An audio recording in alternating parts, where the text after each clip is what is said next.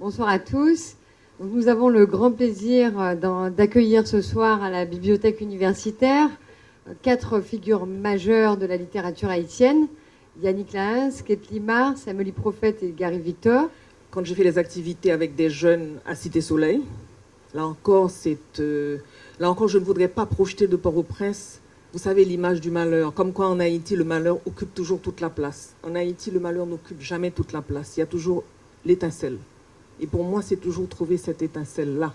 J'ai été traumatisé et je pense que ce traumatisme est présent dans tous mes romans. Ça veut dire ce refus de ce pays tel qu'il est, ce refus de cette société telle qu'il est. Je pense que ça a commencé à partir de cette immersion. J'avais 20 ans quand, à la fac, on m'a fait passer une semaine à vivre dans une famille paysanne. Je me rappelle ma plus grande angoisse après le tremblement de terre du 12 janvier. Pardonnez-moi de parler du tremblement de terre du 12 janvier. C'était où est-ce que je vais maintenant planter mes décors? Parce que j'étais brusquement dans une ville que je ne connaissais plus. Écrire sur Haïti, sur le social, surtout sur ce qui se passe, c'est un acte de foi pour moi. Parce que ça fait mal d'en parler. Ça fait mal de dire vrai, de dire la vérité. L'exil fait partie de nos vies en Haïti. L'exil a fait partie de ma vie. Moi, j'ai regardé les gens partir et ne jamais revenir.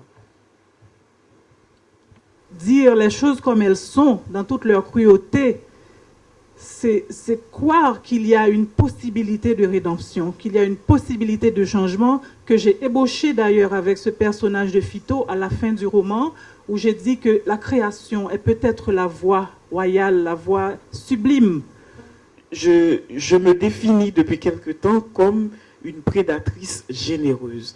Je pense que je prends beaucoup des autres, des gens que je regarde, et je suis tout le temps en train d'écrire quelque chose dans ma tête. Et si je pouvais tout écrire de ce qui se passait dans ma tête, je serais tellement heureuse. C'est une leçon de persévérance, de croire en quelque chose, de croire que ce qu'on fait est bon, est bien, qu'il a une nécessité, et de s'acharner parce que finalement, c'est quoi notre objectif? C'est de faire entendre cette voix par nos compatriotes, nos amis, nos familles, et la porter aussi au-delà des frontières.